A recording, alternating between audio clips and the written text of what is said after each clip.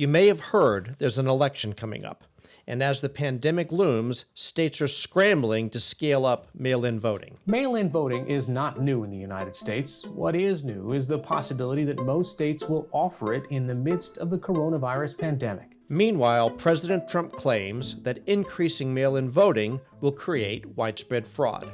That fraud, he says, would invalidate the election results. That is, if he loses, of course. The only way we're going to lose this election is if the election is rigged. Remember that. It's the only way we're going to lose this election. That's not to say that voting by mail will be a smooth process. There really are legitimate questions about how quickly will county election offices be able to process all of the mail ballots that they're getting, especially if they're not used to getting a lot of mail ballots before. This is University of Chicago political science scholar Anthony Fowler. He's also host of another University of Chicago podcast, Not Another Politics podcast. I know you're a podcasting pro at this point, so why don't we go ahead I'm and not sure about that, but okay. it does feel a little better on this end. I didn't have to prepare as much because I hope talking about things that I know about. What he knows the most about is voting and voter behavior. In fact, Fowler spent the better part of his career studying how this fundamental part of our democracy works, or sometimes doesn't work. Well, it certainly is true that the people who vote are systematically unrepresentative of the people who are eligible to vote. Older, richer, whiter people are much more likely to vote than the rest of the population. With the 2020 election just around the corner, we sat down with Fowler to get an expert's view on mail-in voting, the possibility of mobile voting, and his unusual suggestions on how to change the whole system. Our proposal is that there should be a legal expectation that you vote if you're eligible, and that if you don't vote, you should be fined. From the University of Chicago, this is Big Brains, a podcast about the pioneering research and pivotal breakthroughs that are reshaping our world. On this episode, voting in 2020 and beyond. I'm your host, Paul Rand. 80 million. That's the number of mail-in ballots that Americans are expected to cast this year. It's more than any other time in U.S. history, and it's happening during, of course, an unprecedented pandemic. Universal mail-in voting is going to be catastrophic. It's going to make our country a laughingstock all over the world. I asked Fowler to give us a fact check on the president's unfounded claims of possible fraud through voting by mail. There are some risks associated with mail-in voting that are not present with our more traditional form of voting in polling locations that we're more comfortable with, but those risks are most likely pretty minimal. Okay. There have been some researchers who have tried to track, how much fraud there has been in mail elections, and yes, there have been some rare cases where, in Japan, for example, a candidate running for legislature had 55 people all registered at their small home, and they were all voting for that candidate, and so on. So these kinds of things do happen, but the risks are, I think, on the whole, pretty minimal. Well, the groundwork, as we hear our president talk, at least is already being made that voting has been compromised. They're going to be sending out 80 million ballots, and it's Democrats. They're trying to rig this election. How do you feel that argument will stack up, assuming he loses, that the voting was compromised is going to be something that's going to get paid a lot of attention to?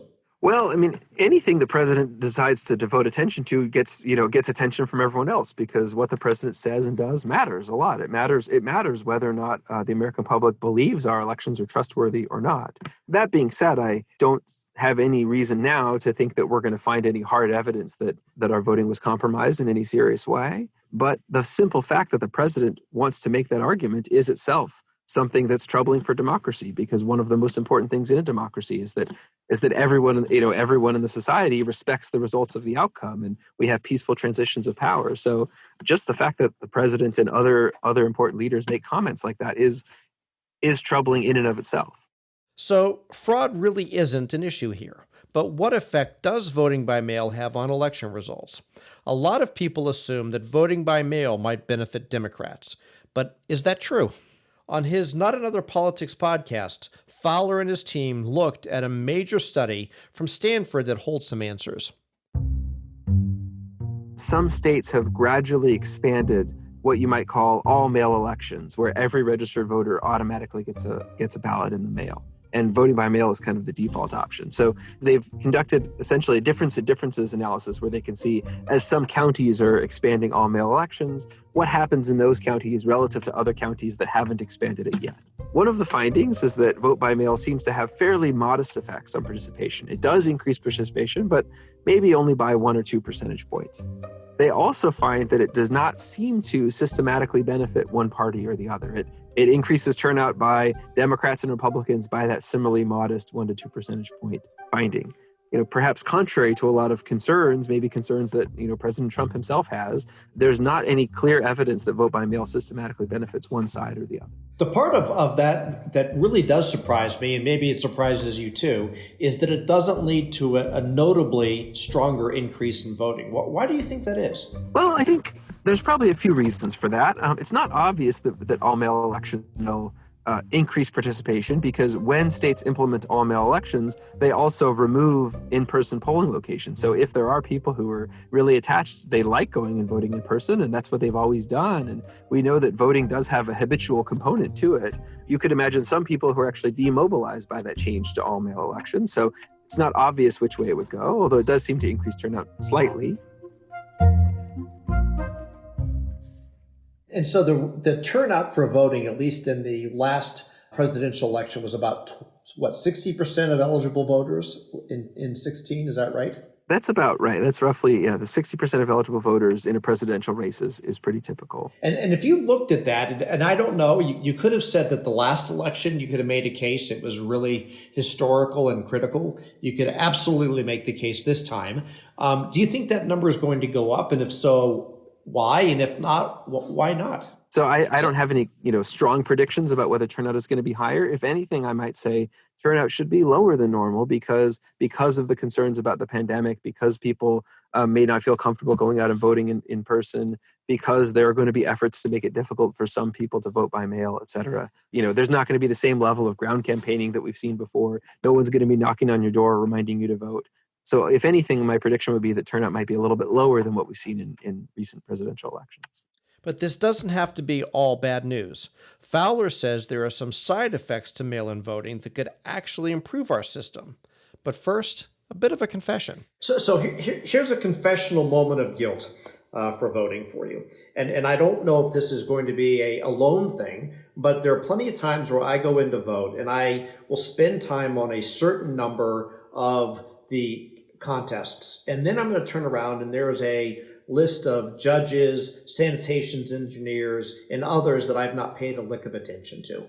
How do most people handle voting when you have such voluminous types of voting and you're very likely, to your point, not going to be studying up on all these? What trends do you see in that type of voting circumstances? Yes, absolutely. That is an interesting benefit of voting by mail, is that when you get that mail ballot, you can actually take the time sitting at your kitchen table and decide who you're going to vote for. So that's something that hasn't been talked about much recently in this discussion about voting by mail, but that's a nice benefit of voting by mail. I first voted by mail just this year. I thought it was really nice. I got the ballot and I said, I've never heard of these judges. I'm going to go look them up. Whereas you might show up to the polling location and say, shoot, I didn't even know this was on the ballot. I guess I'm not going to bother casting a vote. And there is some political science evidence suggesting that voting by mail does actually improve electoral accountability and government accountability as a result of having more informed people who take the time to figure out, is this city council member actually doing a good job or not? The biggest advantage of voting by mail, though, is that it's convenient. You don't have to stand in line. You don't have to take off work. You don't have to find childcare. But you do have to go through the trouble of requesting the ballot, filling it out correctly, and, of course, sending it back on time. And this leads to the obvious question, isn't there an easier way? Why can't we just vote on our phones? In 2018, there was one state that tried it, West Virginia. A first-of-its-kind mobile app is being tested in West Virginia. It is being touted as a secure, high-tech tool for absentee voting for servicemen and women and their families overseas. And Fowler did a study on how that affected voter participation. Some registered voters were allowed to vote via a mobile device. They could actually download an app on their phone or their tablet, and they could cast their vote just from their phone. That does actually appear to increase participation. It also raises a bunch of security concerns that maybe would be interesting to talk about as well. So I certainly wouldn't necessarily recommend that we adopt widespread mobile voting until we do sort out those security concerns. But yes, there are people who are trying some pretty creative things to make it easier for people to vote.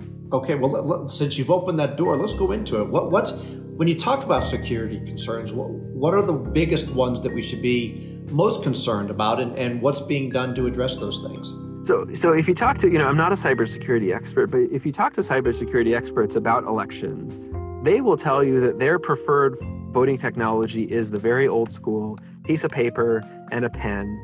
And there's a paper trail. You go in person, you fill it out. There's a stack of paper. If anything goes wrong, you can always go back and count the ballots by hand.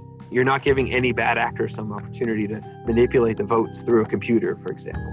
The kinds of security concerns you would have with mobile voting are, what if there really was a bad actor out there who wanted to mess things up and they managed to hack into this particular app so they could actually change people's votes? Maybe they change which of the ballots actually get processed correctly or not. Maybe they change whose app is working correctly. You can imagine all kinds of ways that a bad actor could potentially manipulate the outcomes of elections if everybody was casting their votes through a phone or a mobile device. There's no evidence that did happen in West Virginia in 2018, but you could imagine that if everyone in the country was voting on a mobile device, the incentives would be pretty high for a bad actor to try to figure out how to hack into those systems and mess things up. It turns out paper is the best voting technology we have. Coming up, why it matters who votes, and what Fowler wants to change about our election system.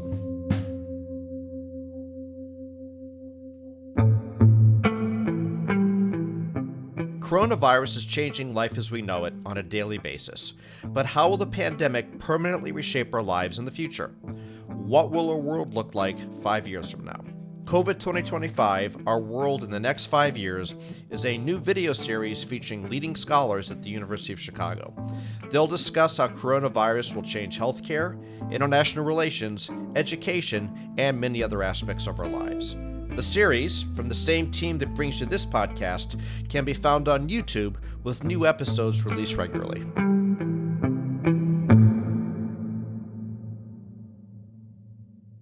A Pew Research Center survey shows that a record number of voters say it, quote unquote, really matters who wins the White House. But who are the people casting the ballots? A big part of Anthony Fowler's research is on voter participation. And so a big interest of mine is in who votes, who doesn't vote, what implications does it have for our election results and public policies. And the people who vote are systematically unrepresentative of the people who are eligible to vote.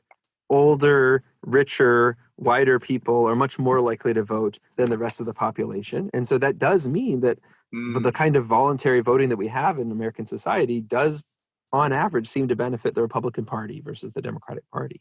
So if somehow we could get everyone voting, that probably would have partisan implications. And knowing about those patterns and knowing, having a sense of that is probably why a lot of Republicans tend to oppose any effort to, expand the electorate or make voting easier. From purging millions of voters from the rolls, to implementing strict voter ID laws, to attempting to limit early voting, to a history of voter intimidation, to redrawing districts to benefit their party, Republicans do not have a track record of making voting easier. In fact, it's quite the opposite, according to Fowler, especially when it comes to Black and Latino voters. There's a lot of good evidence suggesting that, yes, those inequalities in participation do have very important implications. It does matter who votes and who doesn't vote. And things would really be different if everybody voted. And if everybody voted, most likely, I think we have a lot of good research suggesting that would, in the short run, benefit the Democratic Party. Again, presidential elections turn out only about 60% of the voting age population. And that's not a very easy problem to fix. You're not going to get everybody voting just by sending everybody a mail ballot, just by having early voting or weekend voting or a holiday or something like that. Those problems are much harder to solve. The other part of it is that even when voting is very, very low cost, even when we make it really easy, there are still plenty of people who don't find it worthwhile to do it, because what are the odds that my one vote is going to be pivotal in some large-scale election? So I guess the question is, what does pivotal mean in this case? Pivotal would mean, it's a little bit tricky to think about it, but pivotal would literally mean in this case, if I show up and vote for my preferred candidate, my preferred candidate wins. And if I didn't show up and vote, then the other candidate would win. That would be a rationale for voting. That would be a very clear instrumental reason for voting. And the chances of that being the case, I mean, of course, you'll never know ex ante whether that would be, your vote would be pivotal, but ex ante, the chances of that's going to be the case is some extremely low number. Okay. And so I think I'm hearing you right, but I want to go back and just state it, because having a voting expert kind of say it's kind of clear that your vote just doesn't matter, which I think is kind of where you're going on this. Is that accurate? And if that's the case, then why does anybody vote? Yes. I mean, it's true that at the individual level, your vote is not likely to matter. That doesn't mean that, in the aggregate, everyone's voting behavior matters a ton, right? So there is this collective action problem where, we as a group of like-minded people who have shared interests would all be better off if everybody voted, if we could all make sure we, commit ourselves to voting. So how do we solve this problem? This year, Fowler was part of a working group convened by the Brookings Institution and Harvard. He and nearly 30 other researchers published a report recommending something that might seem a bit unusual, making it illegal not to vote. We wrote a report that essentially advocates for compulsory voting in the United States. We argue that voting should be thought of as a civic duty, should be an expectation of citizenship, just like paying your taxes, just like disposing of your trash properly. And one of the motivations for that is that the people who vote in our elections are so unrepresentative of the eligible population. Mm-hmm. And we haven't found any good ways of correcting that problem other than something like a strong financial incentive. And so our proposal is there should be a legal expectation that you vote if you're eligible, and that if you don't vote, you should be fined.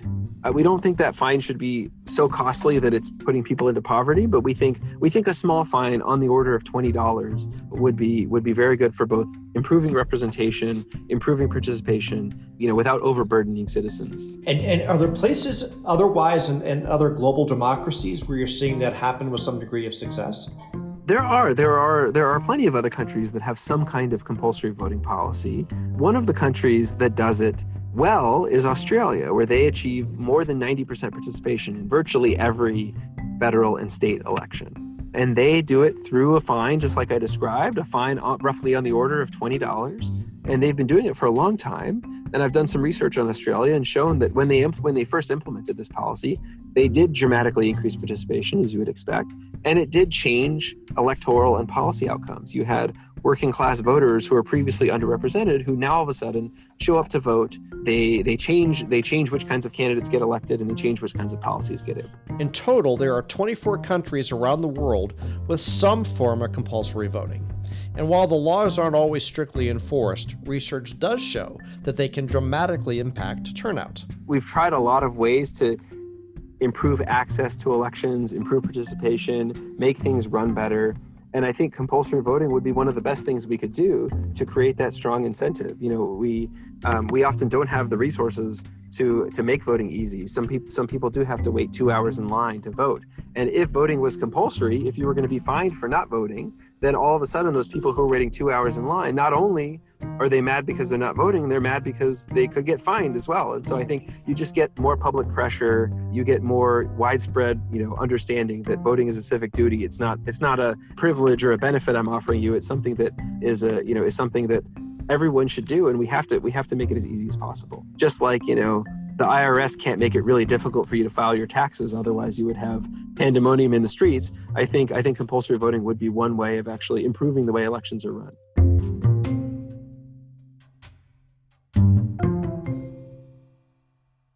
Well, the ease of filing taxes is debatable, but that's an argument for another episode.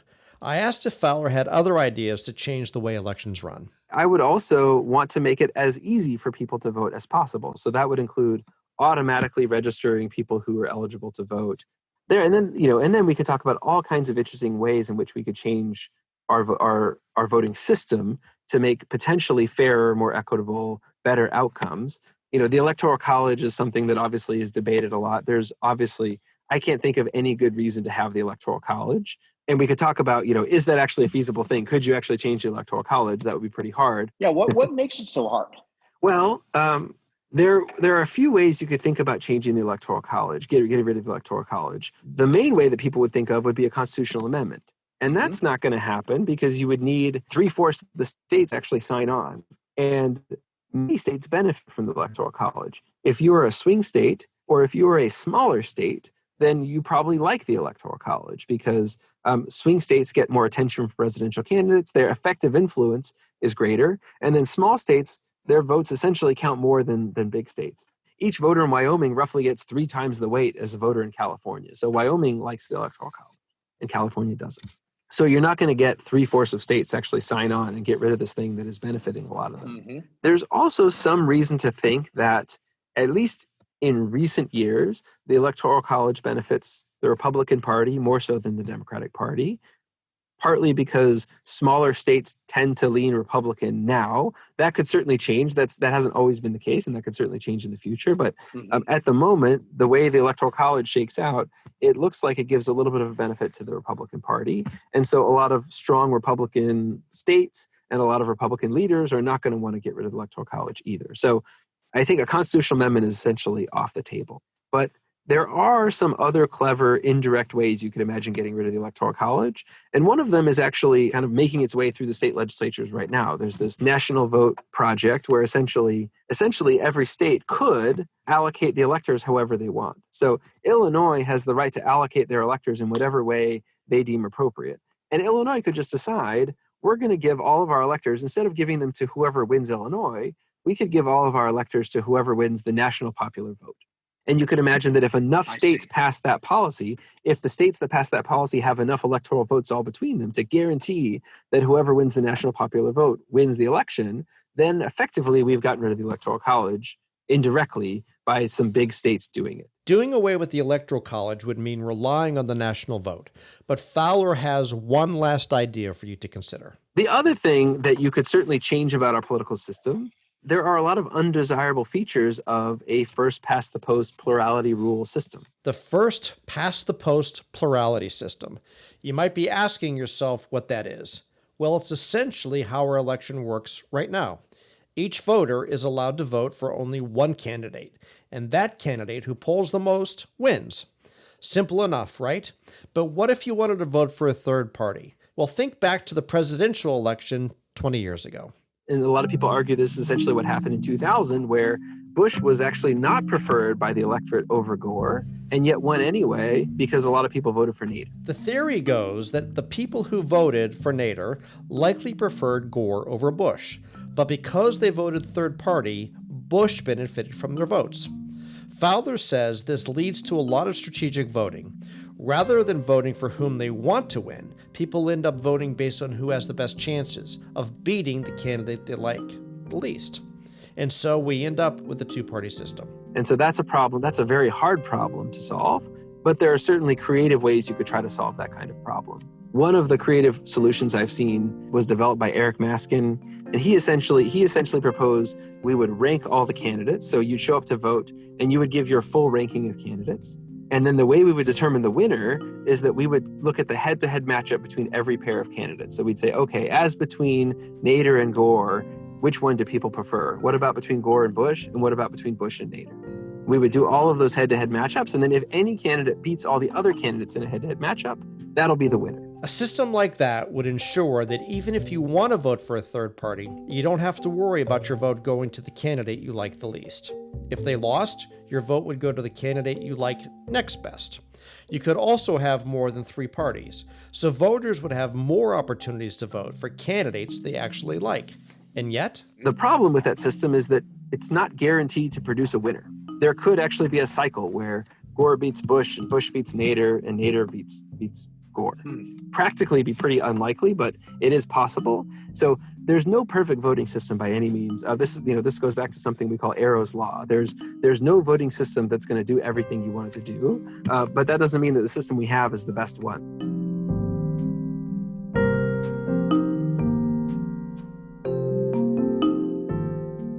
Big Brains is a production of the UChicago Podcast Network. If you like what you heard, please give us a review and a rating. The show is hosted by Paul M. Rand and produced by me, Matt Hodap, with assistance from Alyssa Eads. Thanks for listening.